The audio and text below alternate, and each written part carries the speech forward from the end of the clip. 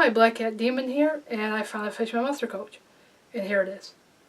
This kit fought me tooth and nail along the way. This kit was a pain in the butt to build. This kit should have took me at least a month to build. This took me about 2.5 to 3 months. This car has a lot of detail to it. I wired up the motor, I wired up the carburetors, I added gas lines, brake lines.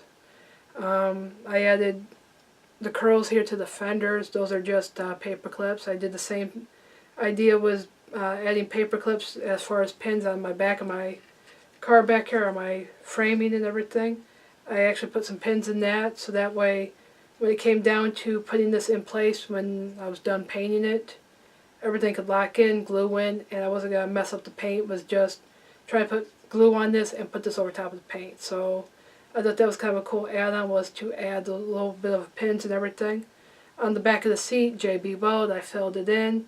Armrests, those are paper clips as well. I added a little bit of a support here for this piece here so it doesn't freely float. I cut off the actual piece of plastic that was on it, and I just wired it up with a piece of plastic to give it that belt look. It looks a little bit cooler. I did a black wash on the motor to bring out the word Cobra. I painted the motor block stop sign red because it looked like that's what was originally done on a lot of the old photos I was finding on this car. I wood grained the dash, I had a gas pedal, brake pedal. I would highly suggest adding a small piece of cardboard on the inside right here where it's hollow, where your hand crank will go. So that way you can put a piece of cardboard there, you can glue it into place.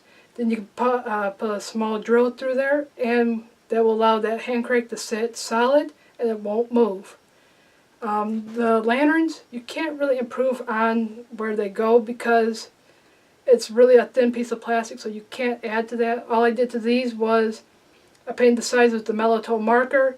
I added the decals to it. I also made custom candles for these lanterns, but it took a while to get them to balance out just right and just to get them to level out. My side pipes, they were kind of messed up, so I sanded off the tabs on those, and I added some extra rubber hoses on there, so that way when I was putting everything into place in the long run and the distributor, everything could still be wet, it could be pushed into place, and I could take tweezers and lock it all in.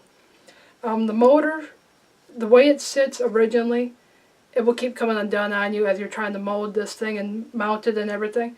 So I highly suggest taking a piece of Q-tip or something like that and adding a piece of frame to this, so that way it will make it solid. So my motor, I did add a pin to it, it didn't work.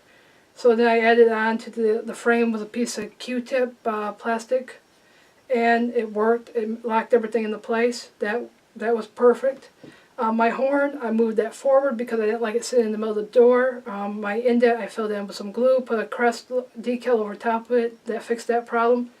The doors, I took my X-Acto knife a little bit and I went around there to do the edging before I did all the paint work on them.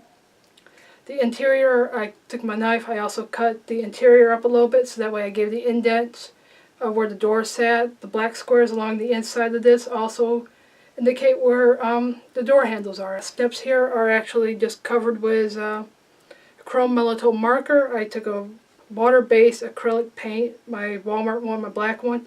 I put that over top of that and I wiped it off, and the chrome popped through and it looks great.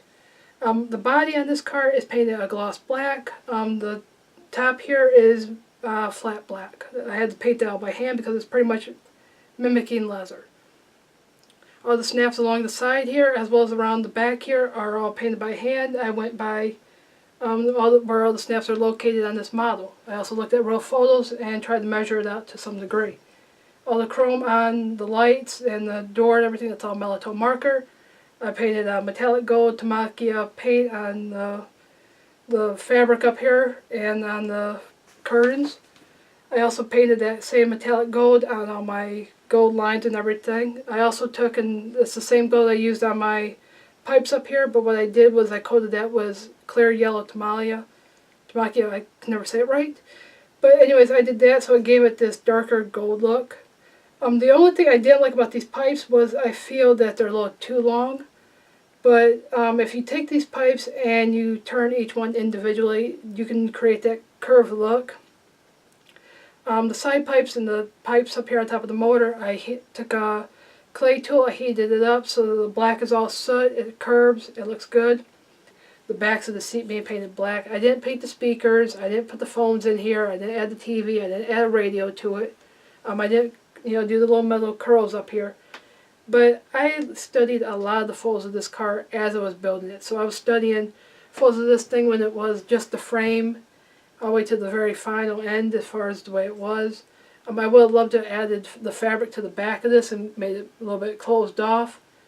But I tried to build this as close as I could to the original car. I tried to follow the original car's color palette. On all my chrome pretty much, my windshield, my lanterns, and the windows and the steps and everything, that's a Melatow marker. But in the end, there's a lot of detail on this. There's a lot of stuff that's hidden. I did have some problems along the way. My lanterns are not perfectly set, and they fought, so that was a pain. Another problem I had too was I broke right up in here on my axle. It actually broke on me, so I had to fix that. I thickened up the back axle with some straws and some JB Weld to give it a little bit better solid, solid stance to it. But the car looks pretty sharp. This is the AMT Round 2 kit, was the cardboard backing and everything. It does have a little bit extra decals to it, but it doesn't have the decals like that were in the tin box. It was a special edition one, the 50th anniversary or something like that. And that box actually did have the decals for those gold lines. My gold lines, I did have to paint those. I used trim tape, and on some of the parts where some of the gold got on the black and everything, I just touched it up with a permanent marker. And just because I used permanent marker, it was just a simple wipe on, wipe off. Try to blend it in as much as possible. I didn't want to go with a lot of paint as far as touching it up, because I know if I keep using paint, it's going to layer up. So I tried to stick with just simple fixes on certain things. The marker actually ended up working. I did add a little bit extra here and there. I wish they could have been able to do the gold lines on the inside of the fenders up here. But overall, it's not a bad kit. It looks nice. I would recommend this to anyone that wants to have a challenge, because this car is kind of a challenge. But in the end, it turned out to be a nice build, and it's something that anyone can build out there. So thanks for watching, and here's a whole bunch of photos of this build.